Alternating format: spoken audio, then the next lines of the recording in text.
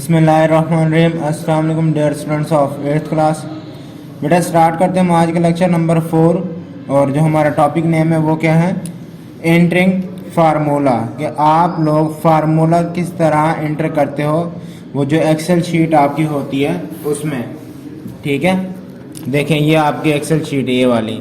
जब आपने इसमें कोई ना कोई फार्मूला एंटर करना हो, फार्मूला बनाना हो, मीन्स दो सेल्स में डिफरेंट, इस सेल में एक वैल्यू और दूसरी इस सेल में वैल्यू है, इन दोनों का आप सम करना चाहते हो। सम करने के लिए इस इधर नीचे वाले सेल में आप एक फार्मूला लगाते हो।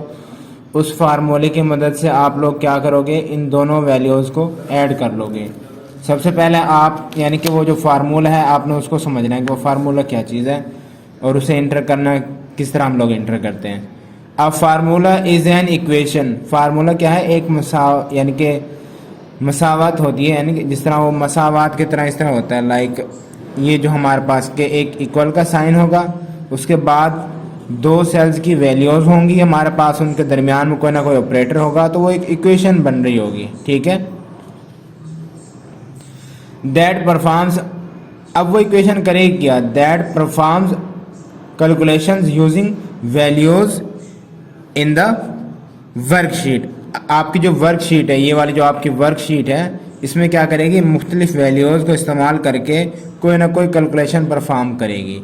आ formula always begins with an equal sign. Formula जो भी आप जब भी यानी स्टार्ट करोगे वो किससे स्टार्ट होगा, ये जो इक्वल साइन है इससे। मीन्स कि आपको सबसे पहला फार्मूला लिखने के लिए जो एक यानी कि चीज़ इस्तेमाल करनी है, सिंबल जो इस्तेमाल करना है वो होगा इक्वल का। इक्वल का साइन आप लोग लगाओगे तब भी आपका फार्मूला स्टार्ट होगा, अदरवाइज आप लोग का जो फार्मूला लिखना चाहते हो वो वैलिड नहीं होगा।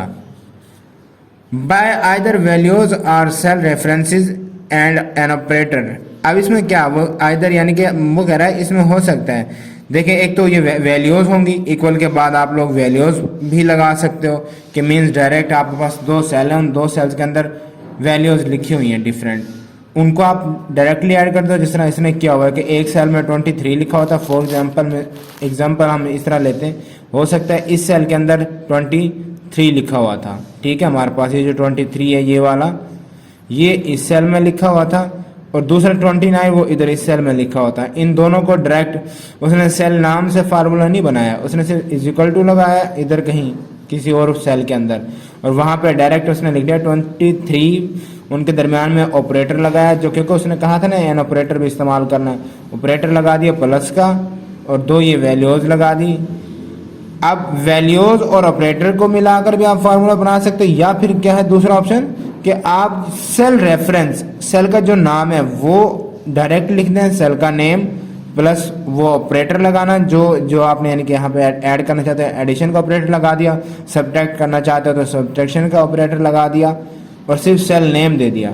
अब ये सेल नेम क्या करेंगे, जो वो वैल्यू D8 सेल में लिखी हुई होगी। देखिए मिसाल के तौर पर हमारे पास अब D8 इस शीट पर हम देखें, वर्कशीट पर, तो कहाँ पे बनता है D8, ये D कॉलम और ये रो नंबर 8। तो यहाँ पे ये जो हमारा D8 सेल होगा, इसमें जो भी वैल्यू लिखी हुई होगी वो क्या करेगा, इस यहाँ पे लाके उस वैल्यू को D8 की जगह पे उस वैल्यू को गेट कर लेगा सिस्टम ऑटोमेटिकली से, और उसके बाद F9 की वैल्यू को भी ऑटोमेटिकली इसमें यानी कि एंटर कर लेगा सिस्टम, और E9 को भी, बशर्ते ये कि आपने इन सेल्स के अंदर वो वैल्यूज दी हुई हों। ठीक है, अब क्या होगा इस तरह सेल रेफरेंस। अब देखिए उसने क्या कहा था, या तो आप वैल्यू और ऑपरेटर को बना के एक फार्मूला बना लें, या फिर आप सेल रेफरेंस देकर फार्मूला बना लें। अब जब आप लोग D8 के अंदर जो भी वैल्यू पुट करोगे, ऑटोमेटिकली फार्मूले में वो अपडेटेड वैल्यू का जवाब ही आपको मिलेगा। मिसाल के तौर पर प्रीवियसली आपने शुरू में D8 के अंदर रखा था 3, F9 में रखा था 4 और E9 में रखा था 2। पहले वो 3, 4 और 2 का जो भी यानी कि एडिशन और सब्ट्रैक्शन होगी, जवाब आएगा वो दे देगा। अब अगर आप लोग बाद में वहाँ पे वैल्यूज़ अपडेट कर देते हो कि D8 में लिख दिया आपने 10, F9 में लिख दिया 12 और E9 में लिख दिया 9, अब वो अपडेटेड वैल्यूज़ का जवाब ऑटोमेटिकली दे देगा। तो सेल रेफरेंस के साथ फार्मूला बनाने का ये एक यानी कि हमारे पास प्लस पॉइंट है कि जब आप वैल्यूज़ को अपडेट करोगे, ऑटोमेटिकली फार्मूले में भी वो अपडेटेड वैल्यूज़ फार्मूले की मदद से अपडेटेड वैल्यूज़ के ही जवाब आपको दे देगा। ये वो स्टेप है जिस तरह कैसा आप लोग फार्मूला बनाते हो to enter a simple formula that adds two number in two cells, के दो सेल्स में जो नंबर है उनको ऐड करे। उसके लिए जो आप फार्मूला बनाओगे किस तरह बनाओगे, देखें, फॉलो दीज स्टेप्स।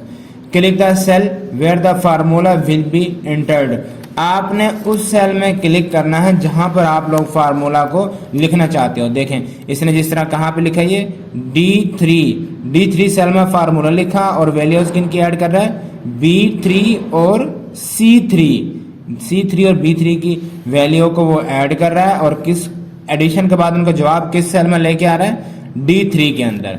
तो ये चीज़ें आपने पहले तो क्या कर लेनी है, सेलेक्ट कर लेनी है, ठीक है। अब उसने क्या कहा, देखें कि click the cell where the formula will be entered. अब फॉर एग्जांपल उसने D3 को सिलेक्ट कर लिया as shown in the figure, मैंने अभी आपको फिगर में दिखाया भी है। टाइप द इक्वल साइन, सबसे पहले इक्वल साइन लगाना है। देन क्या करना है, to let Excel know a formula is being defined. ये इक्वल का साइन लगाने का मतलब ये होता है कि एक्सेल को हम ये बता रहे होते हैं कि अब कोई ना कोई फार्मूला स्टार्ट होने वाला, बीइंग डिफाइंड के फार्मूला लिखने वाले हम लोग। Click on the first cell, आपने सबसे पहले आपने क्या करना है, वो जो आपका पहला सेल होगा उस पर क्लिक करना है, ठीक है।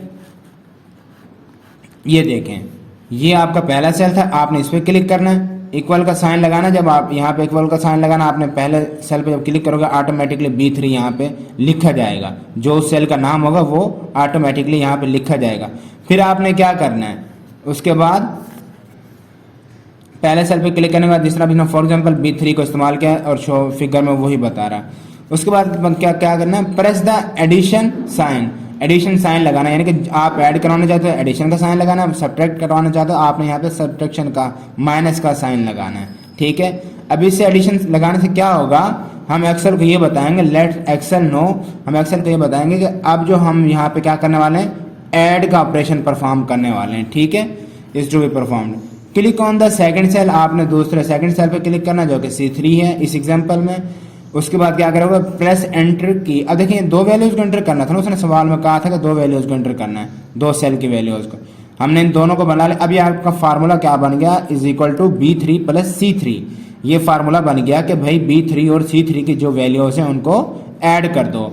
अब ऐड करना क्या, अब इसको इस फार्मूले को एग्जीक्यूट करने के लिए, चलाने के लिए हम लोग क्या करेंगे, प्रेस एंटर और click the enter button on the formula बार। आप लोग या तो यानी कि एंटर कर दें यहाँ से, या फिर आप लोग फार्मूला बार पे यहाँ एंटर कर दें। इधर आप लोग यहाँ पे जब एंटर करोगे इस बटन के ऊपर, तो ऑटोमेटिकली फार्मूला जो कंप्लीट हो चुका था उस फार्मूला को वो उस फार्मूला की बेस पे इस कैलकुलेशन को परफॉर्म कर देगा। मीन्स ये जो आपने स्मॉल फार्मूला बनाया इसको एग्जीक्यूट करके आपको जो जवाब आता होगा वो यहाँ पे जवाब बता देगा। मिसाल तो 45 है या 35 है, इसका जो जवाब 80 होगा, 80 D3 सेल के अंदर आ जाएगा। तो बेटा ये आज का आपका यानी कि जो लेक्चर है हम वो यहाँ पे एंड करते हैं।